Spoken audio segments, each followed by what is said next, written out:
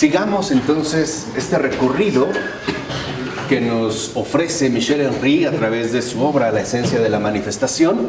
Y habíamos ya hablado la última ocasión de la obra del ser, ¿no? Cómo es que en efecto Michel Henry ha puesto al descubierto ese trabajo, como él lo llamó, ¿no? Ese trabajo infinito de lo negativo que conduce a ese trasfondo del ser en cada uno de los existentes concretos. Por eso hoy voy a comenzar en la página 38. A ver a cuál es que llegamos. Y en esta página, a partir de esta página, en la edición que estamos nosotros trabajando en español, Michel Henry dice que el ser no puede ser pensado más que sobrepasando el existente singular. O sea, no podríamos asumir cualquier existente particular como la sede definitiva de el ser, sino que tendríamos que sobrepasar ese existente singular. O sea, tendríamos pues que realmente dirigirnos ya no precisamente a lo finito, sino sobrepasar esta existencia singular y por lo tanto poder acceder hacia ese infinito. Y se pregunta Michel Henry, ¿cómo el existente singular, aunque sea el sujeto humano, podría ser asimilado a la esencia que despliega el horizonte y que abre el medio del ser?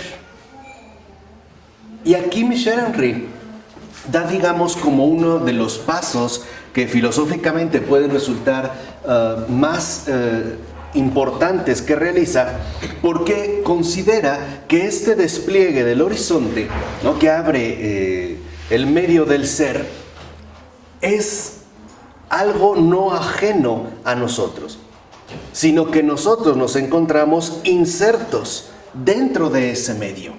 O sea, no podríamos establecer una especie de distancia insuperable entre un afuera, como él ya lo va a criticar, sobre todo en sus obras posteriores. Recuerden que esta es como su obra primaria, donde pone en germen lo que después irá aclarando y desarrollando hacia un afuera que en pocas palabras nos resultara completamente ajeno. Más bien, lo que considera Michel Henry es que es justo, ¿no?, en ese medio, es en eso que abre el medio del ser y por ende donde todos nosotros y todas las cosas podrían manifestarse como fenómenos. Y aquí Michel Henry también avanza un poco más y dice que, digamos que de entrada, nosotros solemos detenernos en ese horizonte de visibilidad que correspondería con la luz del mundo. O sea, nosotros pues quedaríamos de entrada como limitados a esa visibilidad que en efecto se presenta en el mundo. Y por lo tanto, solemos suponer que la trascendencia que hace ser el mundo nos sobrepasaría radicalmente a nosotros los hombres, a lo mismo que a las cosas, que podríamos pensarnos como pensamos a las cosas. O sea, aquí, digamos, Michel Henry pone ya un punto, digamos, muy importante. ¿Qué sucede? Que para Michel Henry, el hecho de que nosotros en la visibilidad del mundo tendemos a entrar en contacto con existentes particulares, tendemos a establecer una especie de distancia entre los fenómenos que aparecen a la luz del mundo, es decir, de acuerdo con este horizonte de visibilidad, y por lo tanto terminaríamos convirtiéndolos en objetos. De tal manera que también hacemos lo mismo incluso con nosotros mismos. Por ejemplo, el problema fundamental que va a desarrollar Michel Henry a lo largo de toda su obra, desde la esencia de la manifestación hasta Palabras de Cristo, digamos, por mencionar la trayectoria, ¿no?, que él va a realizar, es mostrarnos que cuando nosotros queremos poner a distancia el ser, entonces no estamos comprendiendo de qué se trata. Más bien tendríamos que asumirlo como algo inmanentemente radical, no solo en las cosas, sino también en nosotros mismos. O sea, si se habla de Dios, no podríamos entonces pensar a Dios como algo que en principio se mantiene a una distancia dada. O sea, a una especie, ¿no?, de trascendencia infranqueable que nos permitiría mantenernos en una determinada lejanía.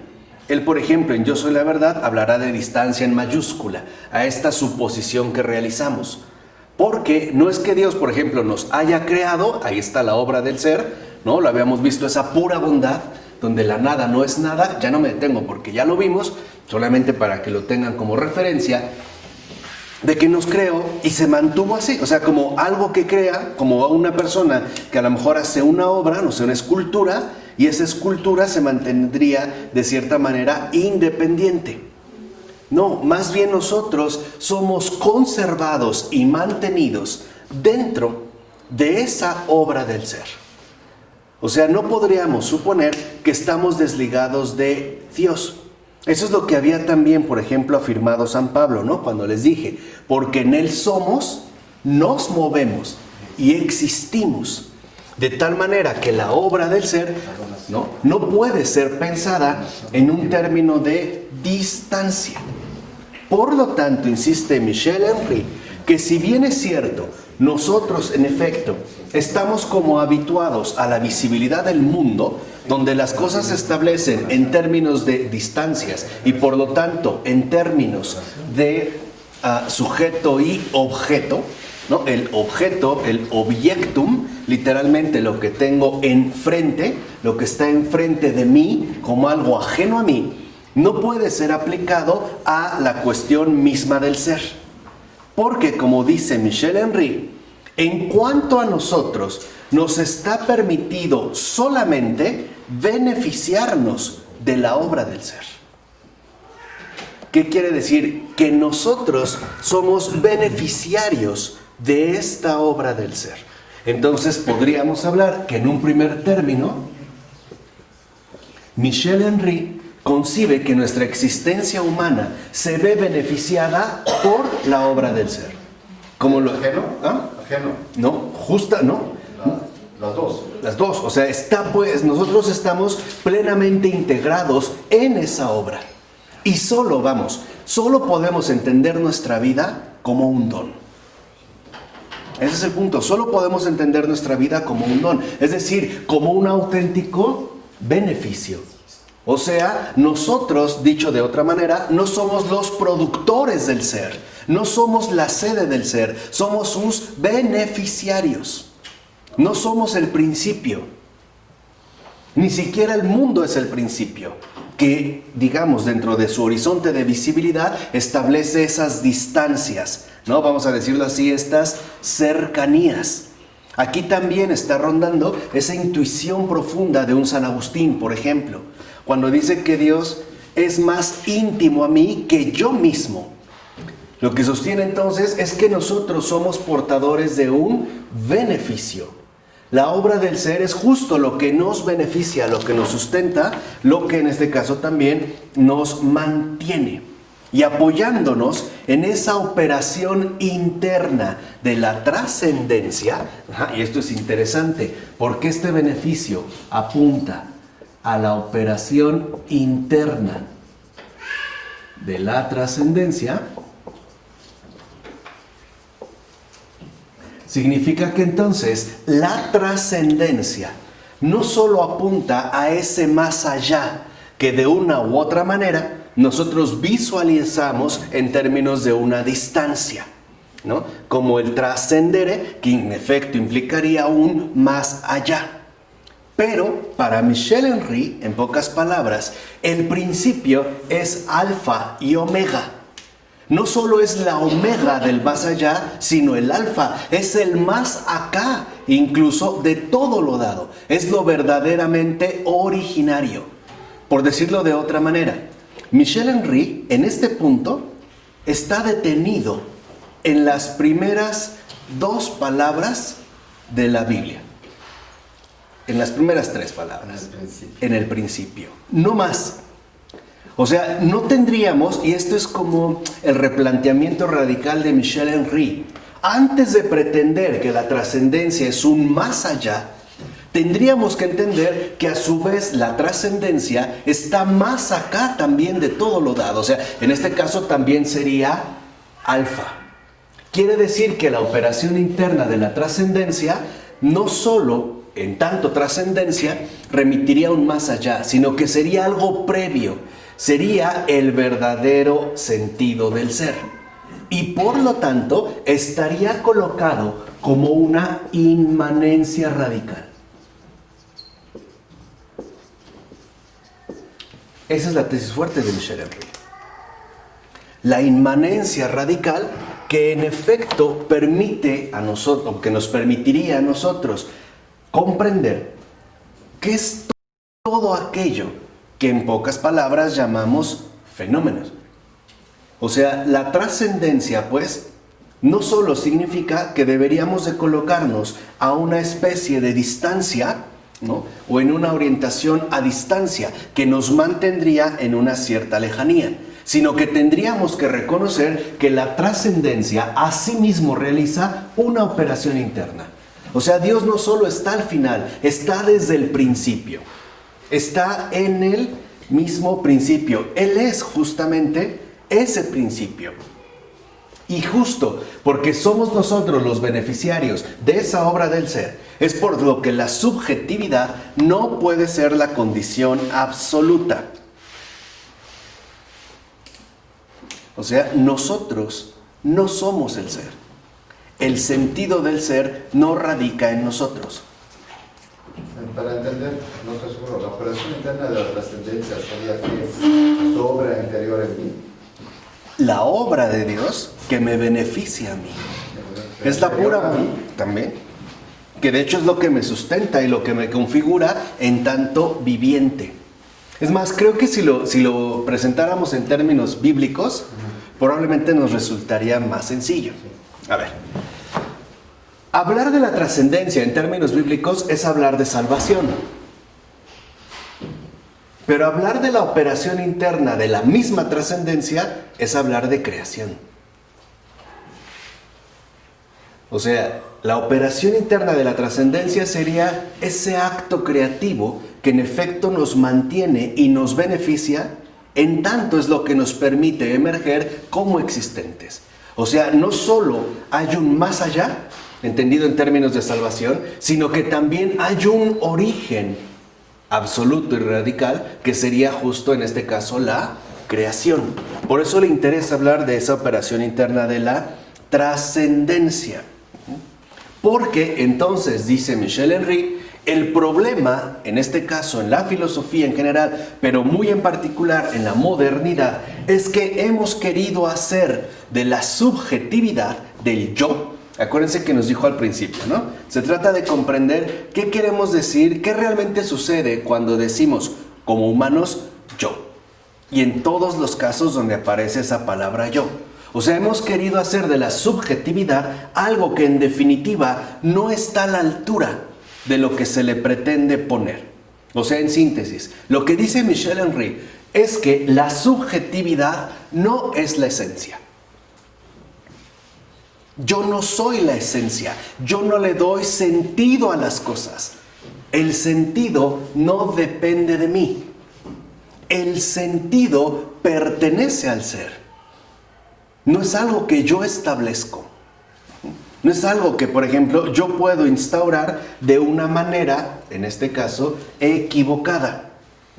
Dice, no, la subjetividad no es la esencia. La subjetividad es una vida particular y por lo tanto profundamente real.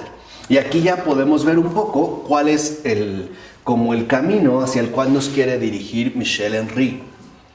Lo que Henry quiere que entendamos es que cuando hablamos de subjetividad estamos hablando de un viviente.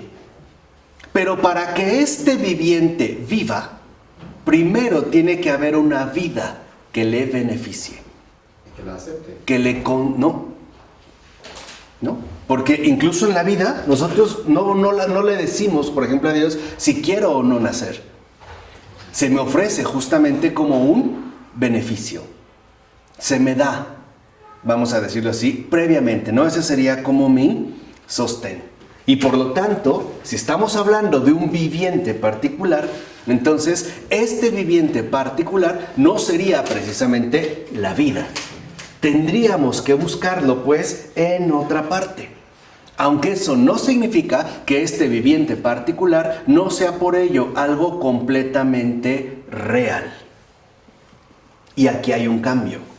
Entonces la subjetividad no es, como suponía Descartes, una sustancia, un cogito, por mucho que le llamemos sustancia pensante. Y aquí hay un punto importante.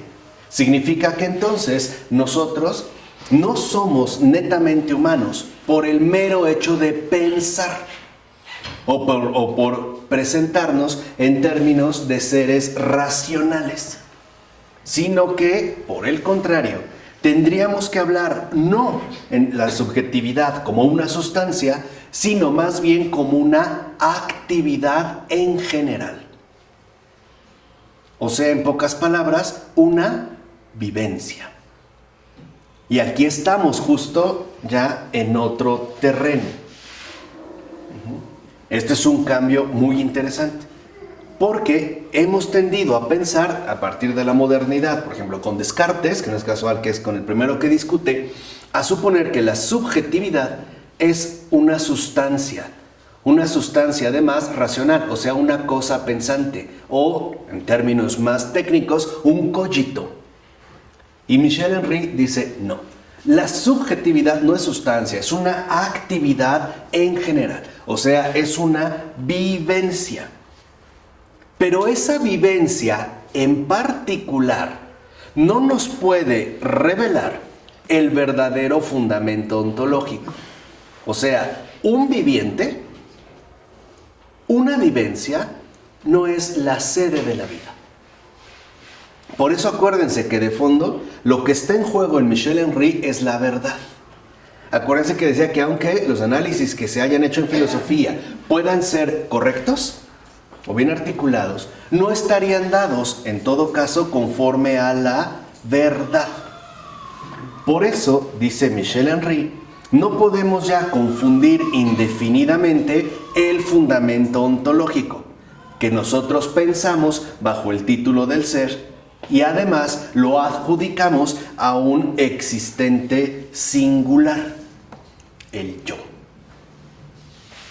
O sea, yo, existencia particular, actividad viviente, no soy el fundamento. Yo no soy la vida. Yo estoy vivo. ¿Notan esta diferencia o no? Yo no soy la vida. Yo me veo beneficiado por la vida. Y por eso me puedo manifestar como un viviente. Pero la vida no soy yo. ¿Sí se entiende en este punto? Para entender hacia dónde vamos. Por eso es tan insólita una declaración que solo Jesús de Nazaret ha hecho. Nadie más. Porque él dijo, yo soy la vida. No dijo, estoy vivo. O soy un viviente. Dijo, yo soy la vida. Fíjense, incluso sabemos que esa afirmación es ciertamente como triple, ¿no? Jesús dice, yo soy el camino, la verdad y la vida. Muchos han consistido que ellos no son el camino, pero lo conocen. Y ya sea que por medio de estrategias ideológicas o praxis de diverso tipo nos quieren llevar por un cierto sendero, conocen el camino. Otros dicen que conocen la verdad y nos quieren dirigir también hacia allá. Incluso algunos pueden decir que ellos saben la verdad, que saben el camino. Pero nadie fuera de Jesús de Nazaret se ha atrevido a decir, yo soy la vida. Nadie. Ahí es donde se ve justamente como esta radicalidad. Porque si no, el yo humano aparecería como un existente indebidamente privilegiado. O sea, lo estaríamos otorgando un estatus que de hecho no le corresponde. O sea, nosotros somos criaturas. No somos el creador de todas las cosas. Ni siquiera de mí mismo. Ni siquiera soy mi creador. que como ya lo vimos en otros casos, era uno de los propósitos, por ejemplo, de un Jean-Paul Sartre o de un Camus. No, aquí no se trata ya de esta línea.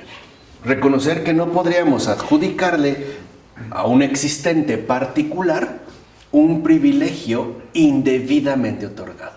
O sea, en pocas palabras, el yo, y esto es importante, este beneficio que me da de ser yo, y este es como el giro fundamental, en tanto beneficio tendría más bien que conducirme a él. No me podría quedar atrapado en mí. ¿Por qué si no? Si el yo anula el él, es decir, si pierde de vista la obra del ser o el fundamento del cual de hecho es que recibe su beneficio, el yo termina siendo un usurpador. Quisiéramos incluso usurpar el lugar que le corresponde al fundamento. Quisiéramos pues creer que nosotros somos Dios. Se trataría pues de un yo absolutizado. Por eso en la operación interna de la trascendencia, yo no tengo que pensar en una distancia o lejanía insuperable para poder acceder a la verdad. Lo hago si me tomo en serio en mi actividad concreta, en mi ser concreto, del cual me beneficio. Y por lo tanto, a partir de mí es que puedo llegar a él. ¿Se entiende? O sea, no tendría incluso que buscar a Dios afuera,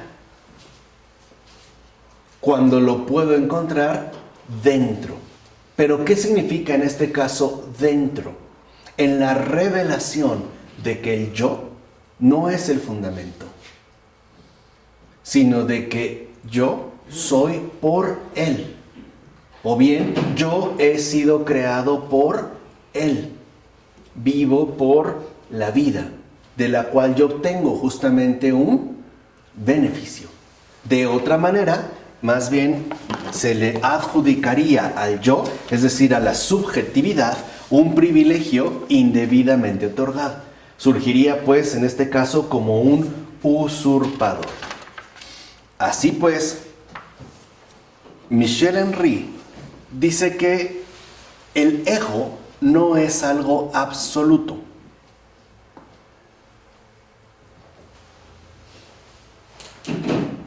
Y que de hecho, aunque se hable de ego absoluto, y aunque sostengamos que no pertenece a una región determinada del ser, y que aunque nosotros lo quisiéramos pensar correctamente como conciencia, o regionalizando el ser en términos de conciencia, no podríamos suponer que entonces es la conciencia el poder de constitución de los fenómenos. Por ejemplo, cuando decimos que yo soy consciente de, como si nosotros fuéramos ese poder fundamental de constitución que de hecho le corresponde al origen. ¿Se acuerdan esa frase de porque por tu luz vemos la luz? ¿Es bíblica? ¿Qué significa? Que no hay nada de mí que sale bueno. O sea, y digamos en este caso no solo que sea bueno, sino que en realidad ese poder de constitución no me pertenece a mí. Yo no soy el origen. Es por el origen que yo me encuentro aquí.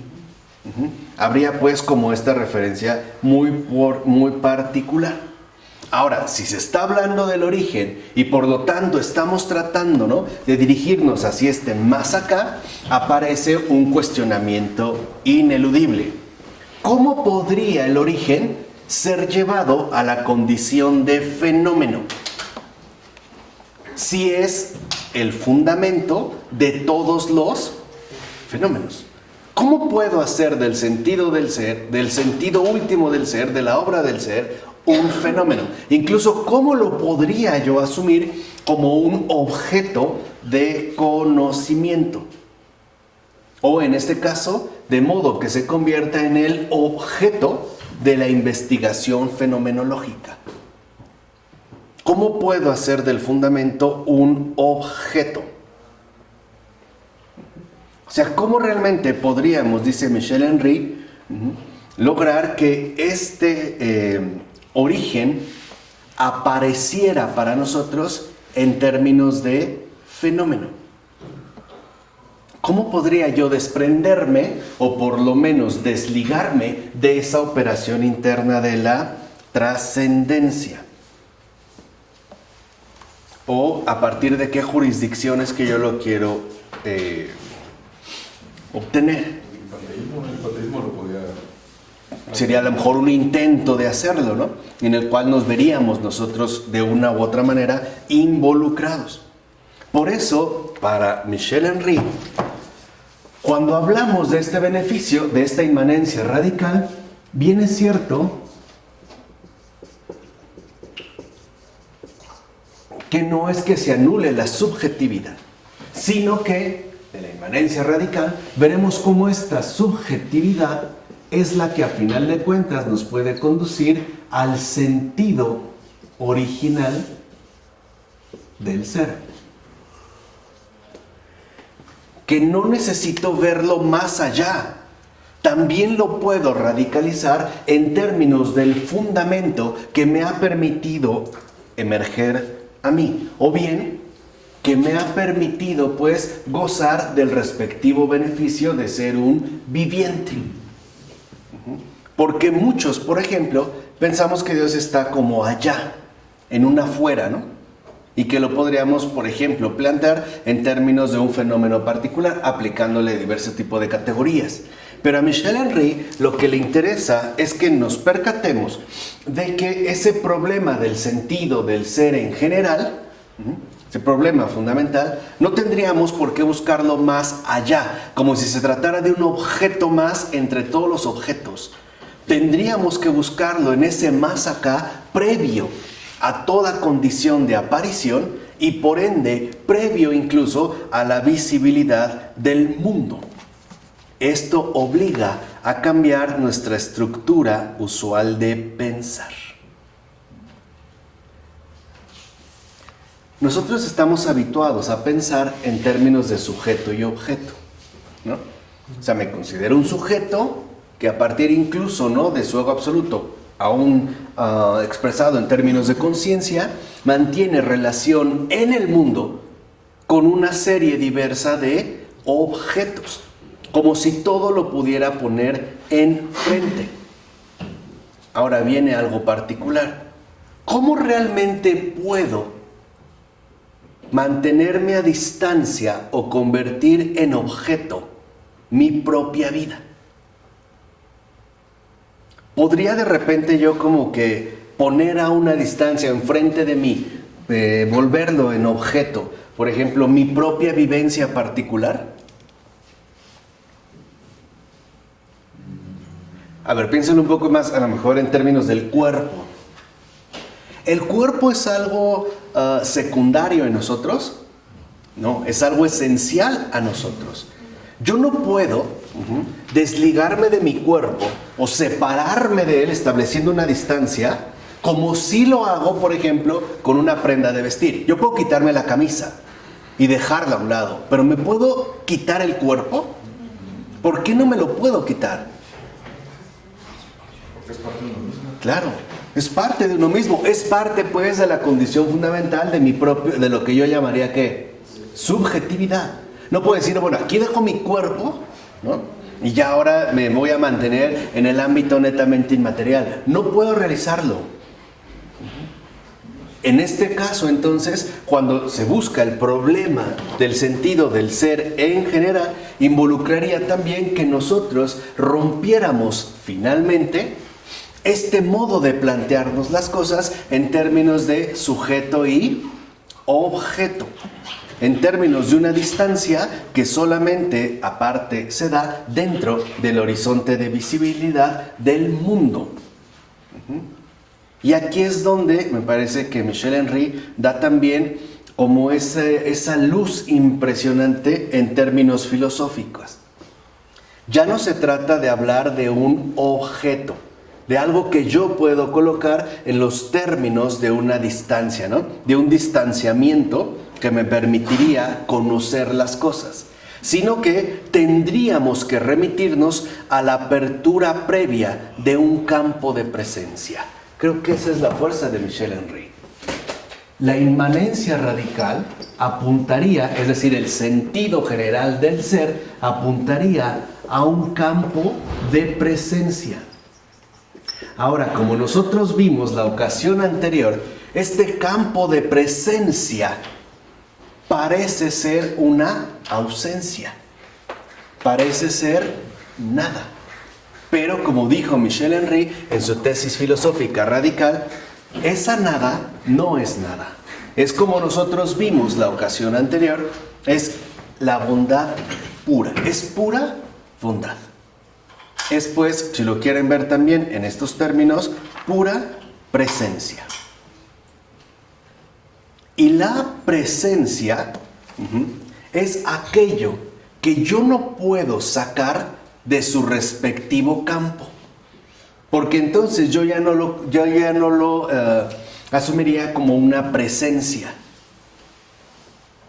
sino como un objeto, en este caso, cualquiera. Por eso es justo sobre este campo de presencia donde podemos ubicar el surgir de los fenómenos. Es lo previo, es lo que yo les dije, ¿no? La operación interna de la trascendencia. De tal forma que entonces Michel Henry dice que no podemos seguir sosteniendo un horizonte de visibilidad según el mundo, sino que tendríamos que remitirnos a un horizonte de presencia, que es de hecho justo a partir de este campo de presencia que los fenómenos emergen como tales. Es más, que adquieren la condición de fenómenos. ¿Qué es Dios? Donación. ¿Qué es Dios? Amor. ¿Qué es Dios? Servicio. Todo eso se traduce en una presencia. Podemos decir, y eso es parte del misterio. Acuérdense que Michel Henry dijo que no podemos nosotros erradicar el misterio porque no estamos ante un objeto que yo lo puedo agotar en términos de una racionalidad lógica. De hecho, aquí es donde entra, digamos, la tensión fundamental del misterio. Dios, podemos decir que en un sentido radical es una presencia que brilla por su ausencia. O sea, ¿se entiende? Es como este brillo por su ausencia. No es la pura humildad. No es el humilde el que brilla por su ausencia. No es un San José, por ejemplo. No es la figura del gran San José. No, San José brilla, o sea, adquiere brillo, fulgor, gloria por su ausencia. Ni una sola palabra en la Biblia. Ni una. No hay ni una palabra de San José. ¿O sí? Salida de su boca, ni una. Brilla. Ahí está esta tensión. Entonces, para que podamos captar el misterio, tendríamos que renovar por completo nuestro propio modo de pensar. Esa es la gran revolución de Michel Henry. No solo está hablando de un tema, sino de las... A ver, vamos a decirlo esto, creo que esto es lo importante.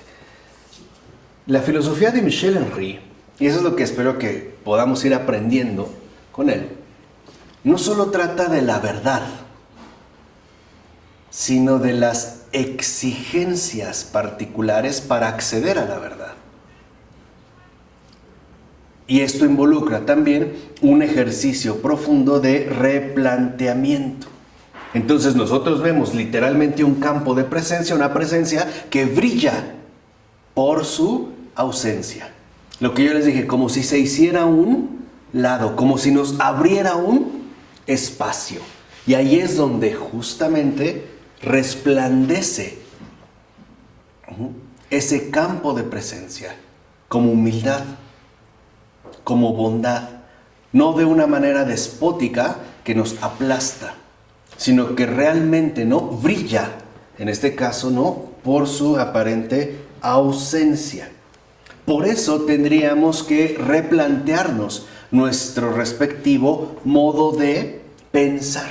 O dicho de otra manera, para Michel Henry, y creo que tiene razón, está claro que el modo de pensar habitual en la filosofía y por lo tanto en la cultura de Occidente no nos lleva a la verdad.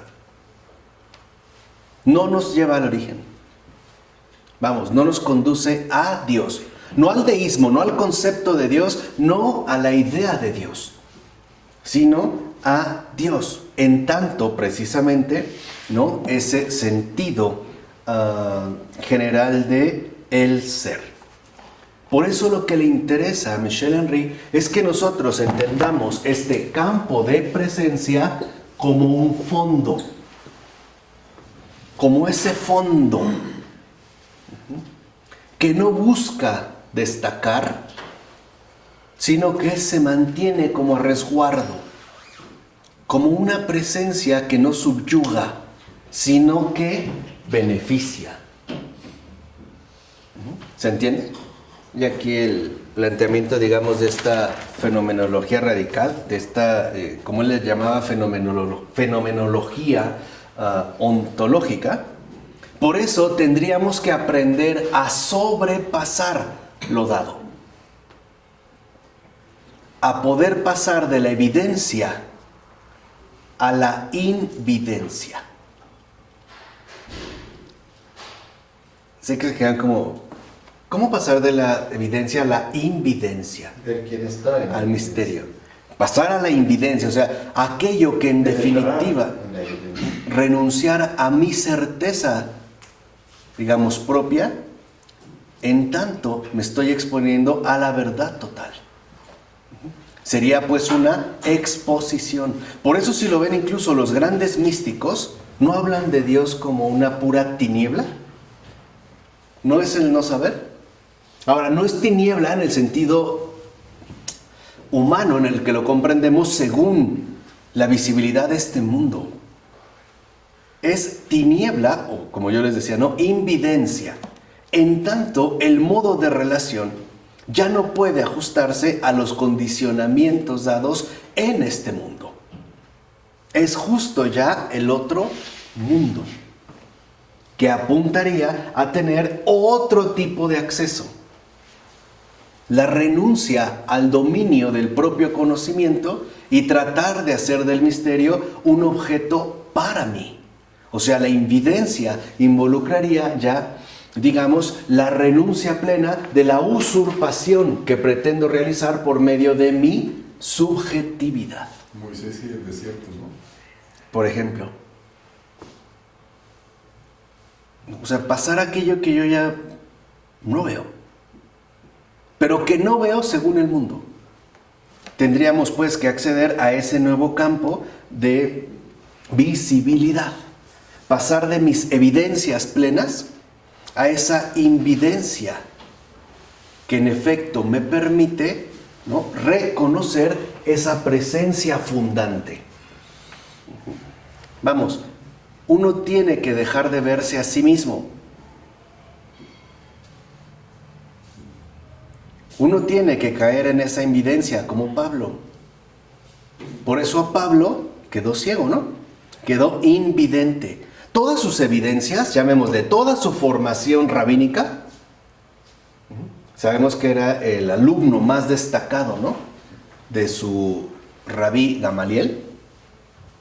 San Pablo estaba lleno de evidencias, ¿o no? Y aparte estaba convencido de esas evidencias. Por ejemplo, que era importante acabar con los cristianos. Pero cuando se le manifiesta Jesús y él va camino a Damasco, lo derriba. Lo derriba. Pablo no ve, pero escucha. Hay una voz que ya sabemos lo que le dice, ¿no? Saulo, Saulo, ¿por qué me persigues? Y es, ¿quién eres, Señor? O sea, para de decirle Señor, él sabe que está en un campo de ¿qué? De presencia. Soy Jesús, a quien tú persigues, que está en ellos. Y Pablo, que no le da, digamos, como un programa en reducido, en resumen. Y Pablo queda enceguecido. Ahora, lo que realmente se da cuenta Pablo, y es muy importante, es que él realmente está ciego. Tiene ojos, pero no ¿qué? No ve. Y para poder recuperar la visión, no la va a poder hacer por cuenta propia. Tendrá que ir otro a abrirle de nuevo los ojos. Eso es pasar de la evidencia a la invidencia. El poder pasar a ese estado de humildad donde yo ya no tengo la razón, donde yo no soy el ego absoluto que tiene absolutamente todo bajo control. Mi subjetividad se transforma pues ya en una entrega total. Y estaríamos ya hablando en otro terreno. Por eso, dice Michel Henry, que el pensamiento del ser, el pensamiento de la verdad, implica un decisivo sobrepasar tanto al existente como al eidos, que determina cada vez la estructura ontológica a la que aquel está sometido. O sea, para pensar el ser, necesitamos sobrepasar nuestra experiencia fáctica y al mismo tiempo toda la articulación de ideas que tenemos.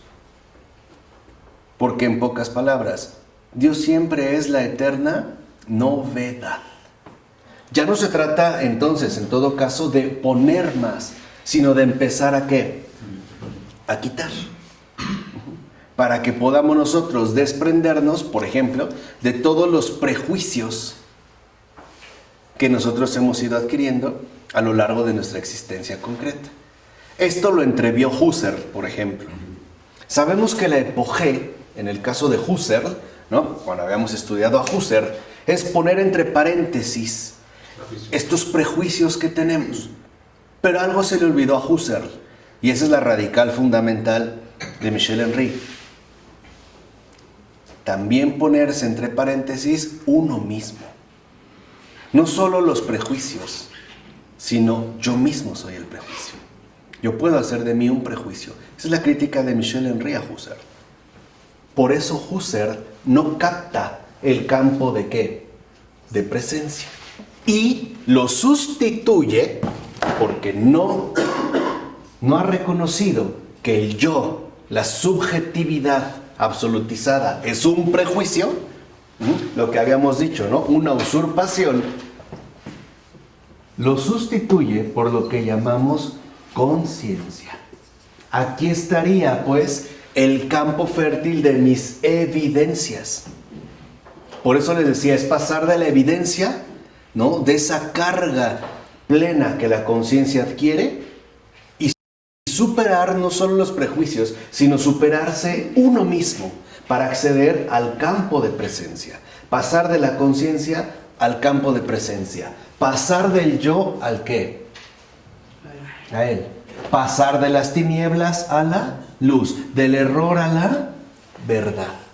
Ese es justamente como el planteamiento que Michel Henry está tratando de esbozar. Porque dice que la realización de este proyecto, de esta tarea, parece implicar el abandono del proyecto mismo por el que originalmente se define. O sea, en pocas palabras, que nosotros tendríamos que asumir una tarea realmente exigente. ¿Cuál es esta tarea realmente exigente? Renunciar a uno mismo. Si yo no renuncio a mí mismo, no llego al fundamento de todo lo existente. No accedo a la verdad. No accedo a la verdad. Eso es lo que tanto trabajo, años, por ejemplo, le costó a un San Agustín de Hipona. Tiene una inteligencia brutal, ¿no? Eso no es indiscutible, brutal en serio. Pero a él le costó mucho trabajo entender que para acceder plenamente a la verdad, también tiene que renunciar a sí mismo. Y tiene que irse resquebrajando toda, ¿no? Digamos, como los contenidos de evidencias que ha ido adquiriendo. De tal manera que entonces incluso su conciencia se verá superada por esa presencia. Estamos hablando pues aquí ya de otro tipo de terrenos. Por eso Agustín de Hipona, por ejemplo, no alcanza su verdadera madurez hasta que sea ordenado obispo. Aún en su conversión, no, está luchando continuamente. Está siempre como en pugna con las evidencias que mantiene y esa exigencia de sobrepasarlo todo, incluso a sí mismo, lo cual implicaría entonces una tarea. Y esta renuncia, ¿no?, del propio proyecto es, claro, empiezo por mí, pero para acabar en él. ¿No es como uno también se va despojando a sí mismo? Piensen qué ocurre en la contemplación. Uno ya no está ahí. Uno también brilla por su ausencia. ¿Todo es qué? Presencia. Todo es presencia. Todo es Dios. ¿No es lo que dijo San Pablo? Hasta que Dios sea todo ¿en qué? En todos. Ahora, ¿esto significa que entonces ya nada más Dios y nosotros desaparecemos? No, nos hacemos exactamente semejantes que a Él. Ahora brillaremos como Él. ¿Por nuestra qué? Ausencia. ¿No esa es la gloria de la Trinidad? ¿No es la gloria de la Trinidad? Donación. Plena. No se ven a sí mismos. Sí. Por eso les decía hace tiempo, ¿no? El amor no se ve a sí mismo. Uno ahí al parecer como que brilla por su ausencia. Y eso es lo que nosotros muchas veces no captamos. O sea, no entendemos bien ese misterio del cual de hecho recibimos beneficios. No es la gloria del cuerpo y la sangre de Cristo. No es la gloria de la Eucaristía. Aun cuando elevan ya el pan consagrado, no literalmente Cristo brilla por su ausencia. ¿No es al grado de que podemos incluso dudar de que está ahí? ¿O no? Sí, porque la forma es de pan. Sí, ¿no? Pues es una hostia de pan sin levadura. Para muchos puede tener incluso la apariencia de una galleta. O el vino es vino. ¿No parece ahí que ese campo de presencia, justo lo que les decía, brilla por su ausencia? Y no es el santo de los santos. No es el nombre sobre todo ¿qué? ¿Nombre? Entonces aquí vemos un rasgo fundamental. Para poder acceder a ese campo de presencia, para poder llegar a ese fondo, tenemos que hacernos semejantes a ese fondo. Y el primer paso es la humildad. El segundo paso es la veracidad. Nada pues de usurpaciones, porque entonces terminaríamos completamente extraviados o fuera de. Ahí es cuando Michel Henry insiste una y otra vez en esta cuestión, ya desde la introducción que estamos abordando, ¿no?, de esta cuestión del misterio. Piensen simplemente en la Eucaristía. Ahí parece que no hay nada, ¿o no? Nada. ¿O alguien ve luces extrañas? Yo creo que no. O rayos, o ángeles subiendo y bajando, que los hay. No lo vemos. Parece de lo más insignificante, ¿sí o no? Sinceramente, o sea, sí. Eso es lo que muestra la visibilidad del mundo. Entonces, de aquí, ¿qué obtiene Michel Henry? El mundo no revela la verdad. El mundo no revela la verdad. ¿Qué vemos en el mundo en la Eucaristía? Pan. Solo pan. Nadie ve algo realmente especial, por mucha fe que tenga, ¿o sí? Pan. El mundo no revela la verdad. Entonces, la verdad no está en el mundo. Tendríamos que irnos más allá de este mundo, pero no hacia afuera, sino hacia ¿qué? Hacia su propio ¿qué? Fundamento. Porque incluso el mundo no subsiste por sí mismo. ¿Se entiende? O sea, es ir pues como a otra dimensión. Es alcanzar el ser mismo. Donde ya no estoy yo, sino que está en este caso Él. Dice Michel Henry, el ser mismo, en fin, considerado en su esencia pura, domina todo ente y a la realidad humana en particular. Quiere decir que entonces nosotros recibimos este beneficio, pero no lo recibimos en tanto realidad humana de la misma manera que se ven beneficiadas todas las demás cosas, o sea, todo ente. Porque además de que a nosotros nos es peculiar, lo mismo que a las demás cosas, estar ligados al ser, estar beneficiados por el ser, lo estamos de manera privilegiada. Porque nosotros no solo nos beneficiamos del ser, sino que también lo comprendemos. Y aquí entonces, ¿no?, hay como un cambio también fundamental. Este apuntarse hacia el fondo va a ser una tarea de comprender. Ya no se trata de explicar, de formular en los términos habituales, sino de comprender. Es esta comprensión del ser por la realidad humana, dice Michel Henry, el hecho fundamental que la determina en su esencia propia. O sea, nosotros tenemos también no solo una relación de creación, sino además también de comprensión. De una comprensión, en este caso podemos decir de el misterio. O sea, tendríamos que radicalizar cada vez nuestra respectiva comprensión ontológica. De tal manera que esta tarea de comprender incluso nos va a dirigir hacia lo preontológico. Al principio, antes de que cualquier cosa exista. Por eso, si lo ven en el Génesis, vuelvo a insistir, así empieza. En el principio. Después dice, creó Dios, pero en el principio. No hay absolutamente nada que. No hay nada antes, no hay un antes, no hay un después. No hay nada creado. No tenemos pues una referencia.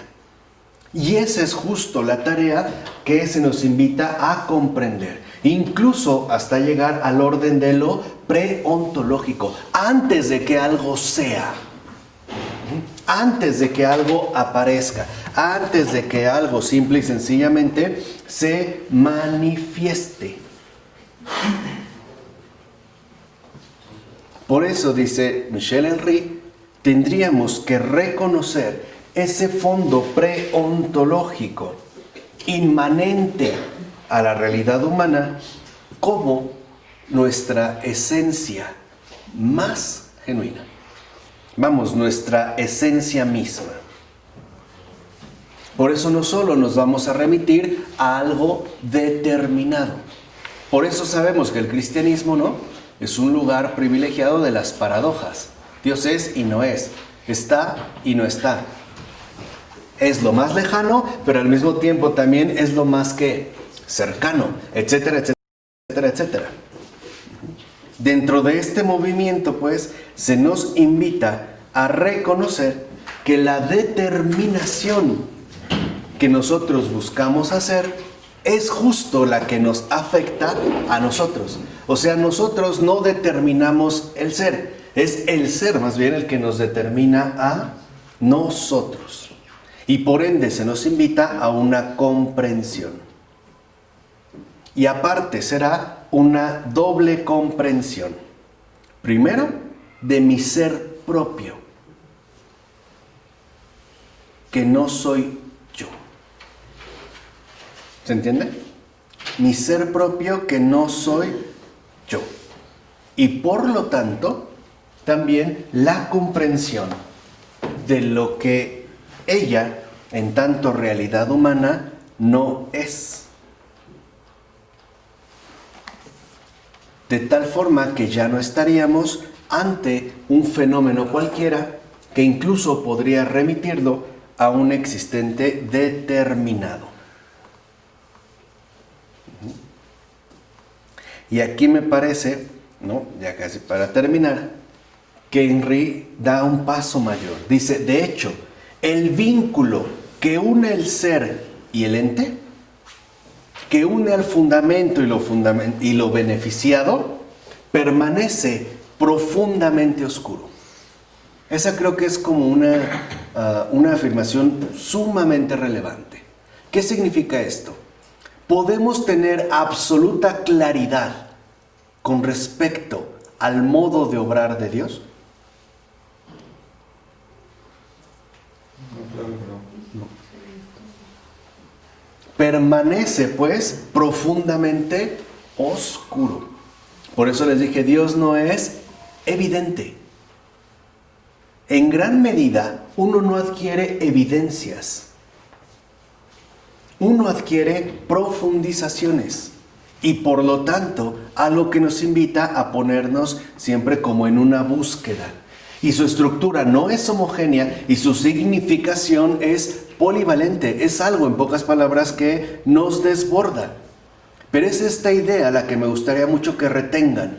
El vínculo que une el ser y el ente, el fundamento y lo beneficiado, permanece profundamente oscuro. ¿Sabemos siquiera, Dios, cómo ha hecho las cosas? ¿Cómo me ha creado a mí? Es un misterio. Exactamente, es un misterio. Y por eso es lo primero que se nos invita a comprender. Esa es nuestra tarea de comprender.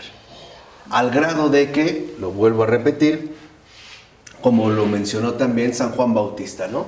Es necesario que Él crezca y que yo disminuya. Por eso un paso para acceder a la verdad es reconocer que no todo está absolutamente claro.